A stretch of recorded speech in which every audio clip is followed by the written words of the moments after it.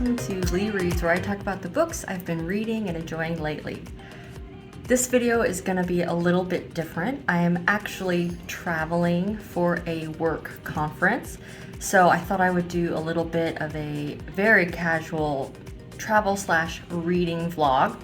The book that I started reading on the plane is Strange the Dreamer by Laini Taylor.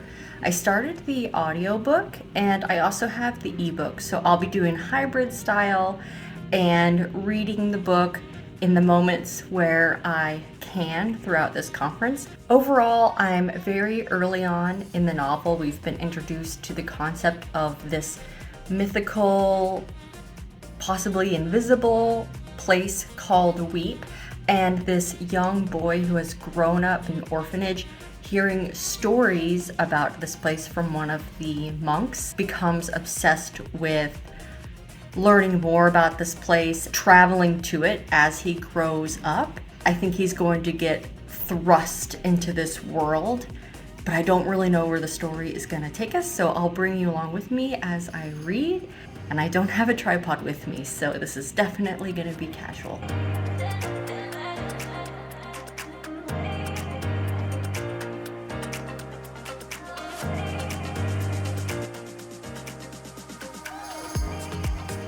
Hello! I really hope that I'm centered. I apologize if I'm not. I was actually able to read a little bit this afternoon. I'm just at about 15%, the end of part 1, and the story is really kicking off, so it's a great place to talk about the setup. It follows a man named Laszlo Strange. He's grown up hearing about the forbidden, unnamed city. The city does exist, but then 200 years ago, it just disappeared of it, all trace of it gone. And he's been obsessed with learning all he can. And as a young man, he spent 7 years writing his own books, amassing all the knowledge about the unnamed city, which he and everyone else calls Weep, even though in his mind he felt it when the name disappeared from the collective consciousness. He's come of age, and some political events transpire, and a contingent of legendary soldiers from Weep arrive in his city looking for scholars and others to go back with them to help them rebuild. They allude to some sort of turmoil that has made it so that they have forbidden outsiders from coming in and them from visiting the outside world. But now, for whatever reason, those prohibitions have ended and they are looking for people to come back to the city with them, and Laszlo is desperate to go. So that's where I am now. I have always heard about Laini Taylor's writing style, and there is something very lovely and even lulling and almost fairy tale about her cadence, the way she writes her phrases, some repetition that she uses.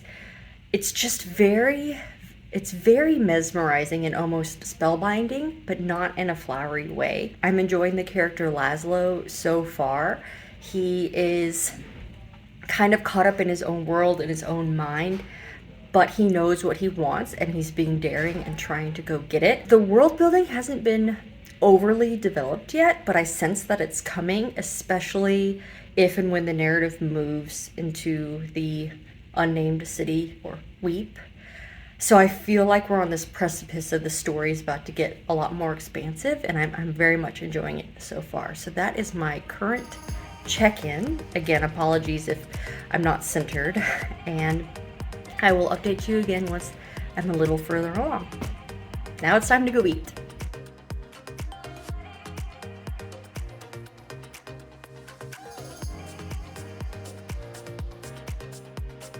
Hello. It has been quite a day. That said, it was a good conference day, and they had a section of time built in the afternoon for like fundraising trips that I didn't do, so I just kind of relaxed and I was able to read quite a bit. I am now about a third of the way into Strange the Dreamer. I didn't know what to expect going into it, And that's a good thing because the plot and the story is unfolding in a way that I didn't expect. And I don't want to talk too much about the plot and the world building because I do think that it's been very enjoyable to have the pieces of it settle into place. It's not info dumpy in the sense that you, the reader, are not being handheld as far as setting up the structure of the events that happened in the past and why things are now the way that they are. And part of that is because Laszlo Strange, the main character, is basically there to figure out what happened, but we are also given a perspective from another person that experienced it all. I'm really looking forward to these two characters finally interacting with each other, especially because one of them has this very peculiar ability or gift. You know, based on how things are being set up, I think that this is going to fall out in a very interesting way. Tomorrow I actually fly home. I don't know that I'll be able to finish at the airport and on the plane. Maybe, maybe not, but in any case, I will definitely come with further updates about the book as I have the chance to read it. But I just wanted to check in with where I'm at so far.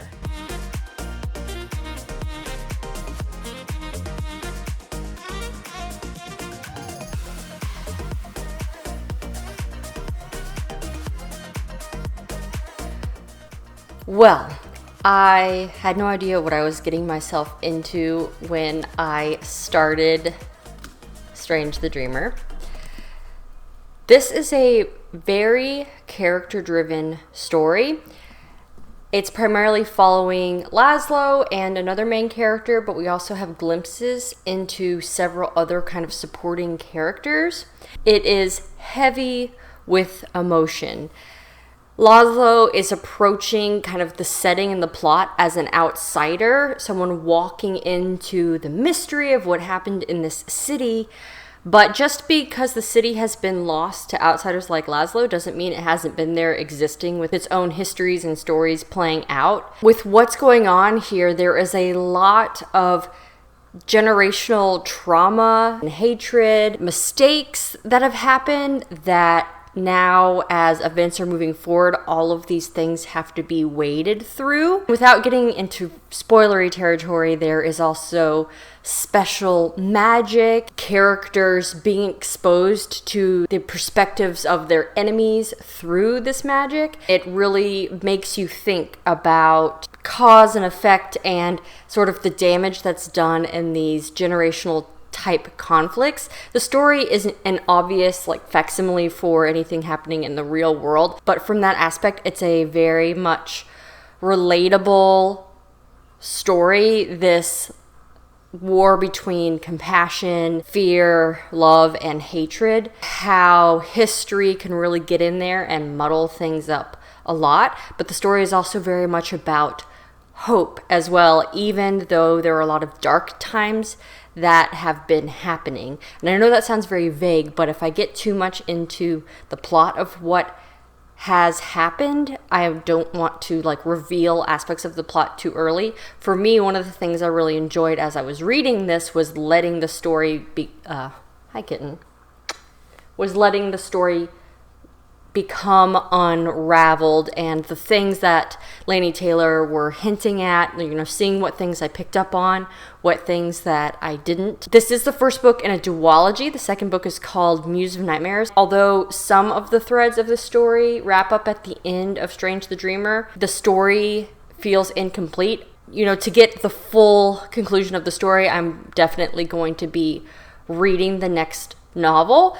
But I may take some time before I dive into it just because this is a lot of emotion. It's very weighty. So this one isn't really a light, easy, breezy read. It's very interesting. There's a lot of unique aspects to the world building, the magic. The characters are very multifaceted, even the more secondary characters. And there's a lot that you can empathize with. I'm glad that I picked it up going in a little bit blind because it was a very poignant, universal and meaningful story that, I think I'll be thinking about this one for a while. If you have not read Strange the Dreamer and you are a fan of adult fantasy and aren't afraid of it touching on some darker themes, then I really encourage you to read this one. I hope you enjoyed this vlog. It was kind of all over the place. Let me know what you thought, if you'd like to see more videos like this, and please tell me, have you read Strange the Dreamer, or are you more interested in picking it up now after watching this video? Or just, leave a comment and say hi. Thank you so much for watching. Please like the video if you enjoyed it, subscribe if you haven't, and as always, don't forget to support your local library. Thanks.